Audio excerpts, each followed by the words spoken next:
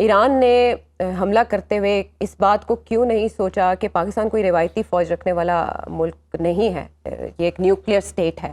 کیوں سمجھنے میں اس نے غلطی کی ابھی پاکستان کی پوزیشن کو، اور یہ اٹیک کرتے ہوئے اس سے پہلے جتنی کوششیں ہوئیں دونوں ممالک کے درمیان بات چیت ہوئی، اس کو ملحوظ خاطر کیوں نہیں رکھا؟ دیکھیے جی، اس کا جواب اس کے سوا کیا ہو سکتا ہے کہ وہاں پہ جو اس وقت ایک آمریت ہے وہ امبیرسمنٹ کا شکار ہے، مختلف دباؤ ان پر بہت زیادہ ہے، ان کے جنرلز، ان کے لوگ بہرحال وہ ایک تکلیف میں ہیں، تو ایک ری ایشورنس اپنے لوگوں کو دینا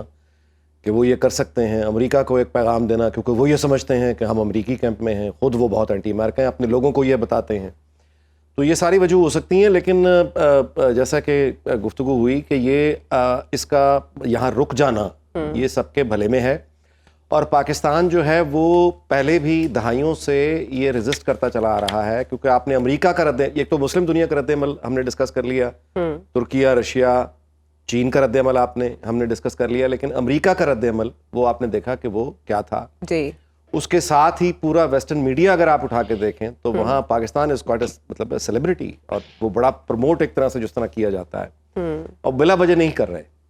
اور ہمارے پاس یعنی ہمارے اوپر تو یعنی الیور کرنے کے لیے، پاکستان کو چام کرنے کے لیے کہ پاکستان ایران کے خلاف کوئی کارروائی کرے، یہ دہائیوں سے ہے، اور اس کے عوض پاکستان کو بہت کچھ مل سکتا ہے۔ پاکستان آج بھی اگر چاہے اور اس کیمپ میں چلا جائے اور جا کے یعنی ایران کے خلاف کو پوزیشن لے لے تو پاکستان پہ بہت سی مالی مشکلات ختم ہو سکتی ہیں، بہت کچھ ہو سکتا ہے، لیکن پاکستان ان تمام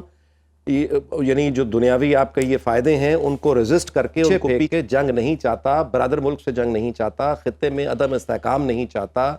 اور یعنی ڈالروں کے لیے یا اس پوزیشن کے لیے کسی جنگ میں نہیں جانا چاہتا۔ یہ پہلے سے بھی پاکستان ریزسٹ کرتا آیا ہے، آج بھی ریزسٹ کر رہا ہے، تو ایران کو ظاہر ہے کہ یہ دیکھنا ہوگا، اور میرا یہ خیال ہے کہ وہاں پہ ان کو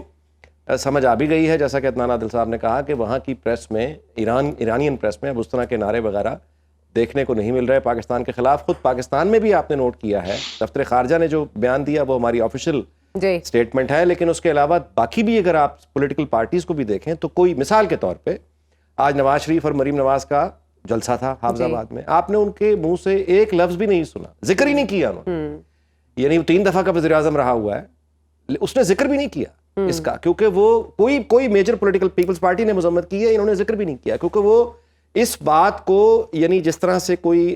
خاندان کا کوئی بزرگ ہوتا ہے، وہ اگر کوئی یعنی ہائیسٹ لیول پہ، آپ نے دیکھا کہ ہماری عسکری قیادت مثال کے طور پہ آپ نے وہاں پہ ہائیسٹ لیول پہ کوئی رد عمل، کوئی اس طرح کا وہ نہیں، ناگوار بات یا بات کو بڑھانے والی، کشیدگی کو بڑھانے والی کوئی نعرہ یا کوئی اس طرح کی بات نہیں سنی۔ تو یہ اس کا مطلب یہ ہے کہ ہمارے بڑے جدر بھی ہیں، وہ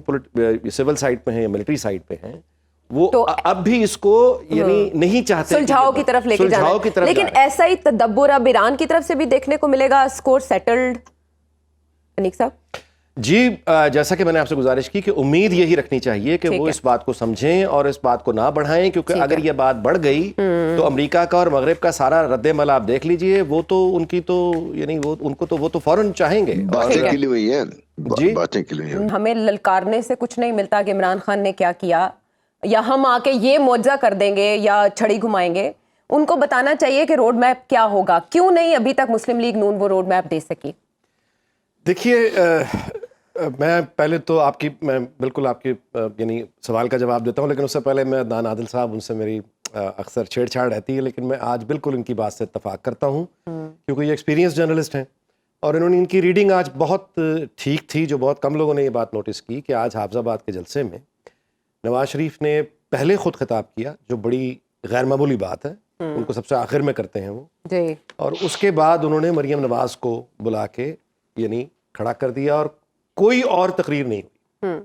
اچھا، اس میں ایک اور بھی بات کا اگر آپ اضافہ کریں کہ شہباز شریف صاحب کا ایڈورٹائز کیا گیا تھا کہ وہ بھی جلسے میں ہوں گے، وہ نہیں تھے، حمزہ شہباز بھی نہیں تھے،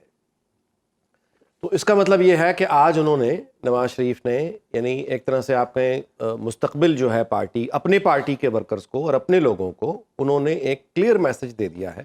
کہ مستقبل پارٹی کا مریم نواز ہے اور اس میں کوئی اور نہیں ہے۔ یہ بالکل ٹھیک ہے، عدنان عادل صاحب نے بات نوٹ بھی کی اور بتائی بھی، اچھی ریڈنگ ہے، یہ بالکل ٹھیک ہے، یہی ہوا ہے۔ اچھا، دوسری بات یہ ہے کہ پی ایم ایل این کا جو بھی، وہ پیپلز پارٹی ہو، پی ایم ایل این ہو، کوئی بھی سیاسی جماعت ہو، وہ اپنے کراؤڈ کو یا باقی قوم کو یا اپنے ووٹ بینک کو جب ایڈریس کرتی ہے اور جو اس سے وعدے کرتی ہے تو ظاہر ہے ہم اس سے یعنی ہم اس کو کوشچن کر سکتے ہیں, روک نہیں سکتے. یہ ووٹر نے ڈٹرمن کرنا ہے کہ وہ کس وعدے پر اعتبار کرتا ہے, کس وعدے پر اعتبار نہیں کرتا. ہمارا کام یہی ہے کہ ہم کمزوری کی طرف توجہ دلا دیں گے, زیادہ سے یہی کر سکتے ہیں. ووٹر ہماری بات سنے گا تو نہیں دے گا, ووٹر ان کی بات سنے گا تو دے دے گا. یہ ہے. اس کے علاوہ میں آپ سے گزارش ایک یہ بھی کرنا چاہوں کہ یہ ایک نقطہ نظر ہے, ٹھیک ہے جس کا ذکر ہوا کہ یہ ایران کی طرف میں ایک اشارہ کرنا چاہتا ہوں کہ ایران کے ساتھ اگر خدا نخواستہ ہمارے معاملات بگڑتے ہیں تو بھارت اس کا فائدہ اٹھائے گا. میں نہیں سمجھتا, میرا ایک نقطہ, ان کے اس دوسرے نقطہ نظر کے اپنے دلائل ہیں, لیکن میں یہ توجہ آپ کو دلا دوں کہ اگر ایران کی طرف کوئی ایسا خدا نخواستہ معاملہ ہوتا ہے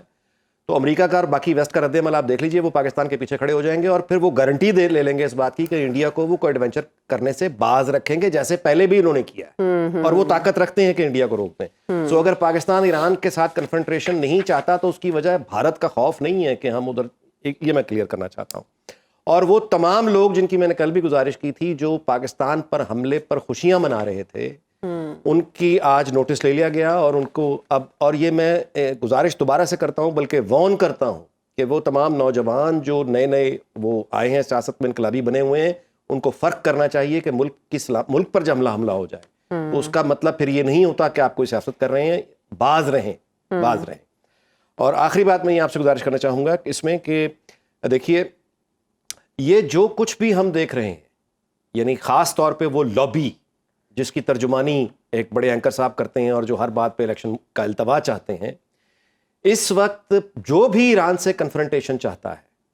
جو بھی کسی بہانے سے الیکشن کا التوا چاہتا ہے, اس جو ایران سے یعنی جنگ پھیلنے کا خواہش مند ہے, وہ امریکن انٹرسٹ کو فالو کر رہا ہے, وہ مغرب کے ایجنڈے کو بڑھا رہا ہے, وہ اینٹی یعنی چین اور باقی مسلم امہ اور پاکستان کے انٹرسٹ میں نہیں ہے. ٹھیک ہے. اور جو لوگ یہ کام کر رہے ہیں دوسرا الیکشن کا التوا والے,